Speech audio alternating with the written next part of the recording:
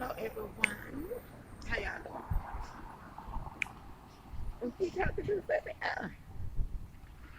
I'm just sitting here.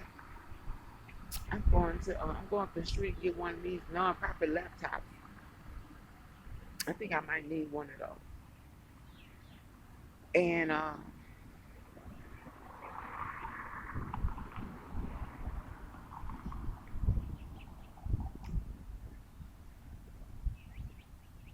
anyway, it looks like it's about to rain, which I don't want. But what I was gonna say? Oh, I was gonna say, I was thinking about legal stuff. People don't understand legal stuff, and that's what I wonder. How could the show have a legal premise? You know what I'm saying? I didn't watch Sex in the City, and I'm not gonna say I'm actually making a gay Sex in the City. I just want a group of gay friends. You know what I'm saying? Trying to enjoying life and living life. You know, and we have been too risque. You know what I'm saying? I guess I want the sex without all of the flamboyance. You know. No, I don't. I'm not gonna take up any issues or any social issues or any legal issues or any concerns. You know what I'm saying? I say the same thing I say about everyone. My freedoms are not going to violate your rights, and your freedoms are not going to violate my rights. And we're going to be respectful to each other. And that's a nutshell right there. Anything more, you need to register to vote. Now, with legal stuff, people just don't understand legal. I think just just a basic person walking on the street, living their life, and legal terminology. You need to know the law so you don't get in trouble, and you need to know civics. That's basically voting and what voting means, basically in a nutshell. It's the United States government. You know, it's and if you know that, then you're good. And the reason why I say it because the United States government foundation is supposed to be the Constitution of the United States, and the Constitution of the United States is supposed to be the root of due process. So the due process in America, the law says every American has the right to due process. I need to go brush my teeth. I just was eating some wraps, some taco wraps.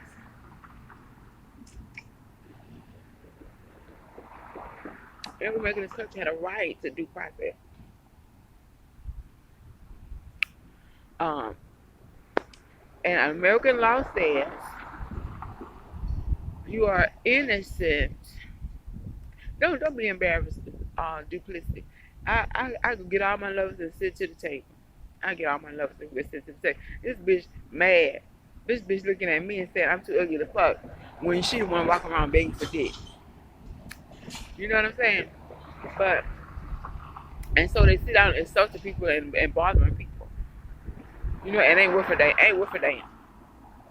How you end up over here when you ain't got no business over here whatsoever? You know, you had no documentation for no business over here. You just over here looking for sex. I don't have time for that. Don't let that shit bother you when a fool's mind start talking. But if that's how you roll it, I'ma back back. But what I was saying is, what every American needs to know is, you are innocent until proven guilty. Don't never plead guilty. I mean, unless you're doing a plea deal. Now, this police officer, I don't know if a plea deal was on the table. You know what I'm saying? Why would they put a plea deal on the table when it was all on camera what had happened? I mean, I mean, maybe he would have wanted to just avoid the whole court process and surrender all his rights and take a plea deal. You know, I don't know. I don't know if they offered him one. I don't know why they would offer him one. But what's gonna happen now? I think the whites are playing games. Because with any crime, you have a sentence. You have a maximum punishment, and a minimum punishment, a maximum punishment and a minimum punishment. That's what I was saying about Mrs. Huffman. She ain't did nothing. She ain't did nothing. Why? They gave her 14 days. The minimum punishment for that, I don't even know what the minimum punishment for what she did. You know what I'm saying? I don't know what I'm saying is she took a plea on guilty plea. She took a plea on that. Because if she would have went to court and lost what she was charged with, see, this is what I'm saying. I'm not saying she didn't do nothing. I'm saying what did they charge her with? One count of, well, I don't know. I have no clue. I'm just guessing. What did they charge her with? So all these charges carry a mandatory sentence, minimum. So, but what happened was you can plead out of that whole process and take whatever. They might give her a minimum of sentence. You know what I'm saying? For example, if I go and shoplift some $300 perfume,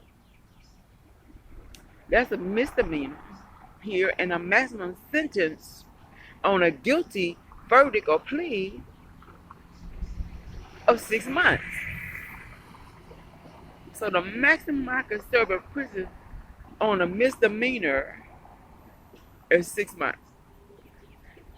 What's the minimum? Well, there is some discretion here because I actually can leave, not serving any time, not being charged with a crime at all. I won't even get a misdemeanor on my record. I could actually be sentenced by the judge depending on the circumstances of I'm a first offender, what were the circumstances, what the lawyer, what the judge decide.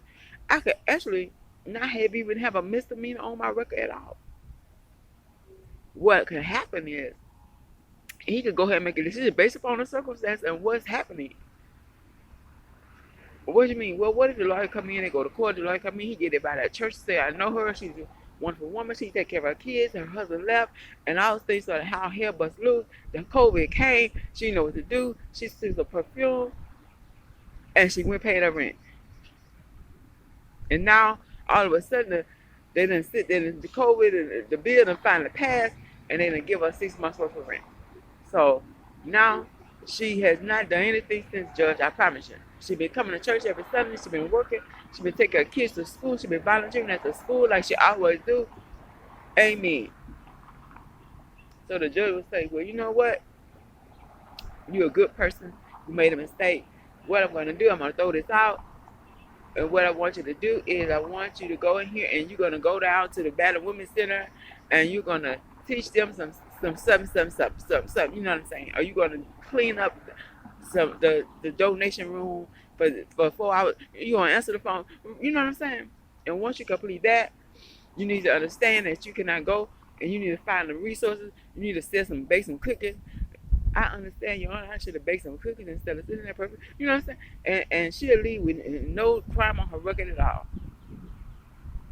Never plead guilty. Well, what did she plead guilty to? Well, they say that they was trying to get their kids in school without, being worked for it. Well, what if a billionaire died and leave his $10 billion estate to USC? Is that the name of the school? USC? What if he leaves $10 billion to USC? We don't call him Billionaire John Doe. So BJ leaves $10 million. Billionaire John Doe leaves $10 million to USC. As a tribute and an honor to Billionaire John Doe, they're gonna name XYZ Hall for him, and they're gonna reserve 15 slots for elite students.